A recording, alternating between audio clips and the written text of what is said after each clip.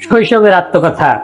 আমি তোমার সেই শৈশব, যে ভোরবেলা পাখির ডাকে ঘুম ভাঙাতাম, বিকেলে মাঠে দৌড়াতাম, আর রাতে মায়ের গল্প শুনে ঘুমিয়ে পড়তাম। আজ তুমি বড় হয়েছো, কিন্তু আমাকে কি একবারও মনে পড়ে? এসো আজ আমি নিজেই বলি আমার আত্মকথা। আসসালামু আলাইকুম।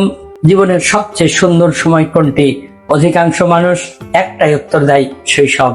আজকের এই কল্পিত আত্মকথায় আমরা ফিরে যাব সেই দিনগুলোতে, যেখানে ছিল না কোনো দুশ্চিন্তা, ছিল শুধু হাসি, স্বপ্ন আর অফুরন্ত আনন্দ। ভিডিওটি শেষ পর্যন্ত দেখুন, কারণ শেষের বার্তাটি হয়তো আপনার হৃদয় ছুঁয়ে যাবে।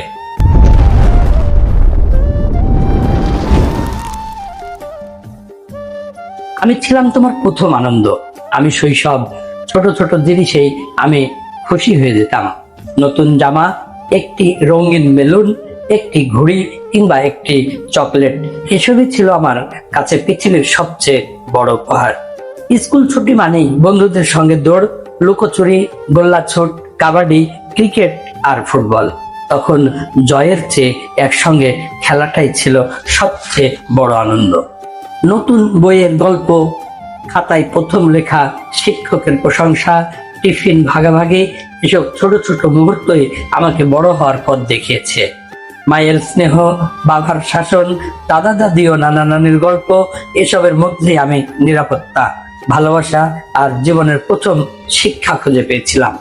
আজকের শিশুদের হাতে খেলনার চেয়ে মোবাইল বেশি, মাঠের জায়গা নিয়েছে স্ক্রিন। প্রযুক্তি আমাদের অনেক কিছু দিয়েছে, কিন্তু শৈশবের অনেক নির্মল মুহূর্ত কেড়ে নিয়েছে। আমি আর ফিরে আসবো না, কিন্তু আমার স্মৃতিগুলো তোমার ভেতরে চিরকাল বেঁচে থাকবে।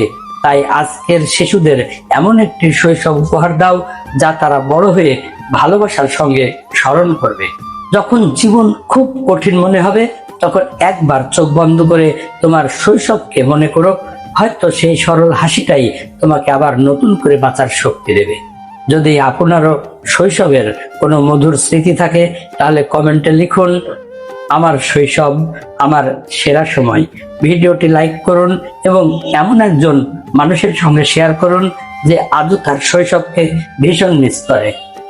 এমন আরো হৃদয় ছোঁয়া আত্মকথা ও স্মৃতিময় গল্প দেখতে আমাদের পেজটি ফলো দিয়ে রাখুন, এবং যারা ইউটিউব থেকে দেখছেন, চ্যানেলটি সাবস্ক্রাইব করুন, বেল আইকনটি অন করুন এবং পরবর্তী ভিডিওটি মিস করবেন না। সেই পর্যন্ত সুস্থ থাকুন, ভালো থাকুন, আল্লাহ হাফেজ।